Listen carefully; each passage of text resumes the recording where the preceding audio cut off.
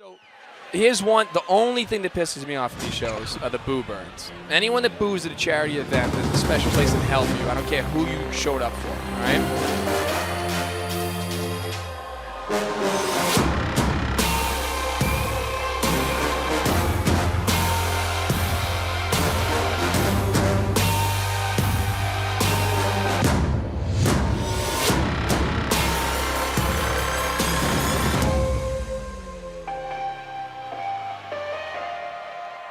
Now entering the ring, fighting out of the red corner, weighing in at 195 pounds, fighting out of Boletto's boxing gym and trained by Gary Boletto Jr. and Jeff Horan.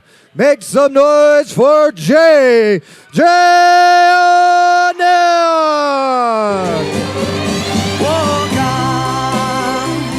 Oh, what a banger. An atypical song to come out to. This dude,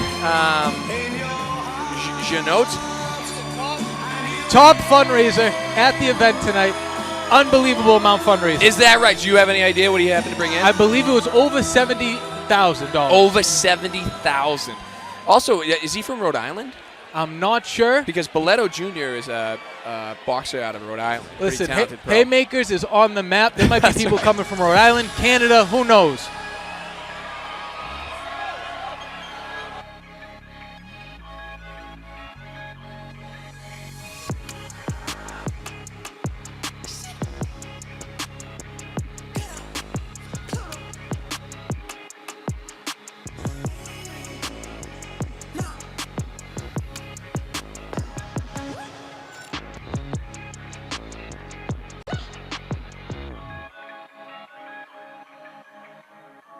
Please welcome, fighting out of the blue corner, weighing in at 195 pounds, fighting out of the way and trained by Brandon Montanella, Sean the Bulldog O'Brien.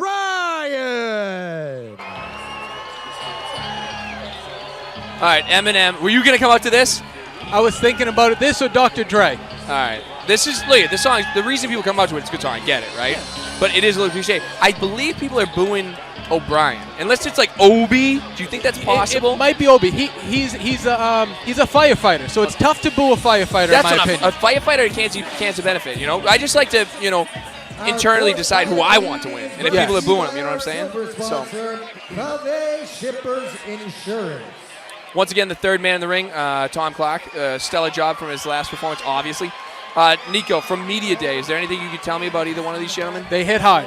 Is that right? They don't stop. They like to throw punches, and they're not afraid to bang at all. Excellent. So, again, Boletto, I believe, is based out of Rhode Island. I'm familiar with the owner, Gary Boletto Jr., great pro fighter. And The Way, led by Brandon Montello, also a fantastic pro fighter. So they're going to be well-trained and well-cornered. I expect this one to start pretty fast, but they look pretty good. So whenever you anticipate that fast start, what you see here tends to be a little bit herky-jerky, nervous energy. Hopefully 30 seconds in, they settle down a little bit. So far, though, good exchange of right hands. Good exchange. I really didn't settle in until that first punch hit me right square in the face. And then you settled in? Yes, I was like, okay, this is real. Interesting. We're here. Because I think great right hand. Jay caught him a couple times, but then just walked into a right hand of his own. What you're seeing right now is going to be fight of the night, 100%. Yeah. O'Brien well entangled with the ropes. Good sportsmanship by Jay stepping off. Tom's already laughing. He loves this stuff. Battle of the hooks here. Well, Jay getting a little cute with that lead hand, and O'Brien throwing grenades from the outside. Now look at, you see that low left hand, right, of Jay. Let's see but O'Brien's coming up with that hook. You called it. Yeah, if he goes to the body, comes up with a hook to the head, he might be dangerous there. He could, Believe it or not, I believe Jay enjoys throwing right hands. Yes, Jay with the right hook is it's a habit. It is. This kid, though, keeps looking at his corner. I'd like to see O'Brien focus more on the fight. Don't focus on the corner. Competitive first round, and Jay has one weapon. It's a right hand, but here's the problem. It's a good weapon. It's a dangerous he's weapon. Having success with it, right? But O'Brien's not afraid to. No, he's throwing punches. Absolutely. But look at O'Brien looks at his corner the whole time. Tom Clark's going to strangle him. Don't look at the corner. Focus on the fight, bud. I'd like to see a little more jab action, to be honest. Oh, definitely. I'd like to see O'Brien set stuff up. It looks like, Jay clearly has some good power in that right hand, but O'Brien has some diverse offense if he can get off, right? This is a polarizing crowd. So, did I ask, do you happen to know how much money O'Brien raised? Because it looks like he has quite a showing here as well. O'Brien raised quite a bunch of dollars as well. I think it was over $25,000 if I'm correct. Is that right? All right, so a ton. Because clearly both gyms are well represented in the Both crowd. gyms well represented. The crowd is into it. Shout out to Andrew and Julian team for packing the house yet again. I heard a rumor that this may be one of their biggest shows. Yeah, they ever. told me. Mark Avery, I talked to, he's like, dude, we sold like this 1,700 people. It's unbelievable. I know one of your concerns was going on first. You're like, is it going to be busy? I'm like, bro, the House of Blues is like bumping. You know. What a venue. Heart of Boston on a Red Sox night. That's another thing too. I know as part of it sucks to get in traffic-wise, but there's a different sort of energy when the Sox are playing, right? It's also interesting. Speaking of energy, the different dynamics you see now. We've called fights in New York and D.C. and Boston. Boston's like a great conglomerate. Like New York's fights are almost a little bit boring in the sense that there's like a lot of the guys are like super polished, almost to a fault. Like it's like amateur boxing, right? Yeah. And it's also super formal. They had again like accoutrements with their salads that I didn't know what the hell they were eating. But DC's a little like down and dirty, but nothing beats Boston. Boston, you're in it. Because half of the people in this crowd will probably get in the ring right now. So, and you say that, and it's 100% true. Can I ask you? You have never seen a live Haymakers event? I haven't. My first live That's Haymaker wild. event was my own fight. That's wild. O'Brien, Wow. coming with You those. can hear the crowd behind us, and some guy just goes, "Oh my God, Jesus!" I mean, this is a great fight. Now, I will say this: Jay has thrown tremendously hard right hands, but with that comes a tremendous amount of energy exuded. If O'Brien can settle his, and settle his pace and kind of dictate the tempo, he can have a lot more success this round, which already he appears to. Yeah, you see Jay kind of throwing the jab a little bit more. Oh, there you go. But O'Brien's coming on strong. So what you're going to see, I'm telling you right now, Nostradamus, right? You're going to see O'Brien have a much better second round and possibly a tremendous third round. The one thing that's driving me nuts, and I'm sure it's driving Brandon Montello nuts too, he keeps friggin' looking over at his corner. Good competitive fight. I think Jay is clearly winning at this point, but O'Brien is one punch away, and he needs to put those punches together just like he's doing. He needs to make it a little bit ugly. Look at him. Look at the corner. Stop turning around. Yeah. Sometimes all it takes is that one punch. All right, relax. We got it. We know. We were there, Nico, all right? It's on YouTube, buddy. Relax, all right?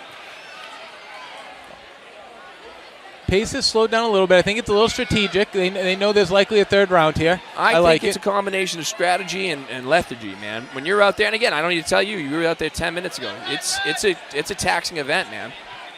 You know, between just the exertion, punching, getting punched, and then the crowd, especially this crowd, man. I'm hearing the Obies now, so I wonder if O'Brien wasn't going to boot. It might have been Obi. That's a pretty cool chant. Yeah.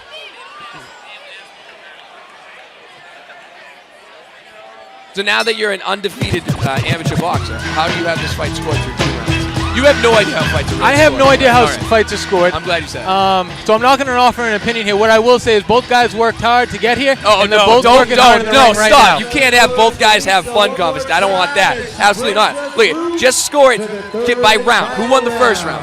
I think Jay won the first round. Who won the second round? I honestly have the second round at a split draw in the second round. Split draw. Unless I had to give it to somebody. This is word salad. Listen, there's a reason Mark and I get paid the big bucks on the broadcast. We don't just throw crap. Split draw, split draw. Split draw. So you know that half the judges go, you know what, dude?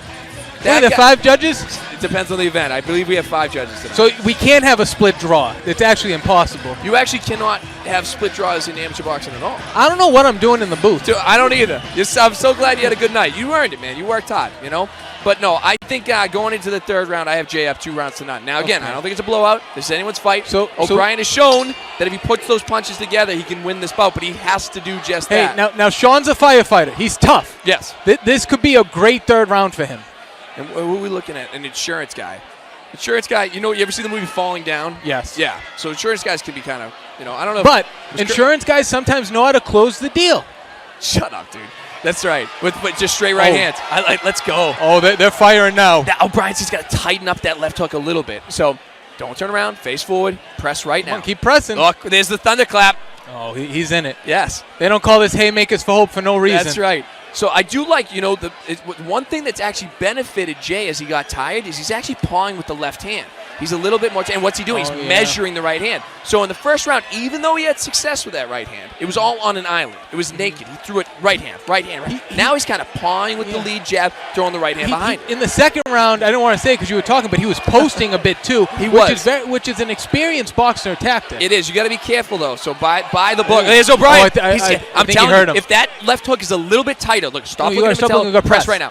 So he's got to tighten up that left hand. He's got to believe in his offense, and he's got to know chance side. There's the right hand. He's got to throw the left behind it. He needs to throw right hand left hook behind it. This is exactly what we thought. He's got to tighten that left hook. It's just too wide and open right now.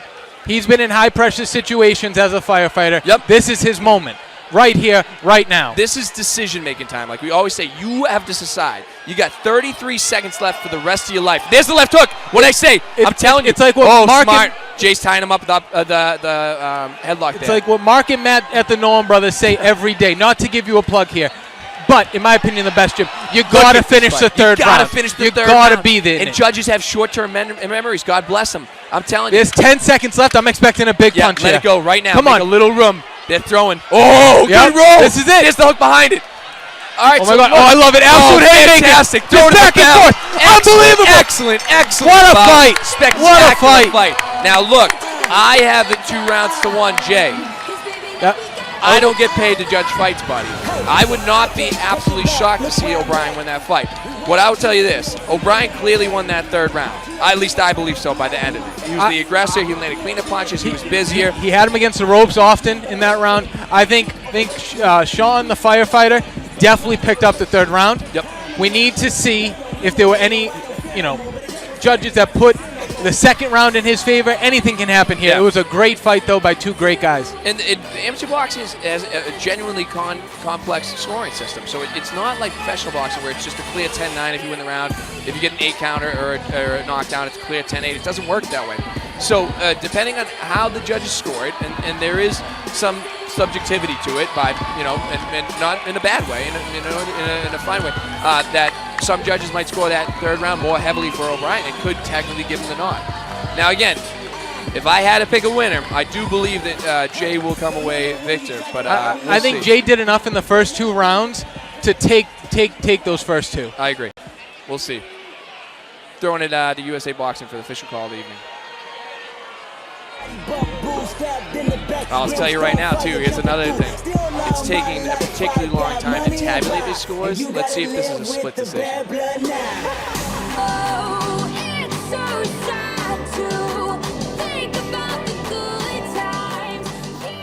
Ladies and gentlemen, after 3 rounds of back and forth action, we go to the judges' scorecards for a unanimous decision, declaring your winner in the red corner, Jeannotte! There's beers being thrown. I can't tell if they're disgusted. It appears to be celebratory. Yeah, that's Boston for you. That's right.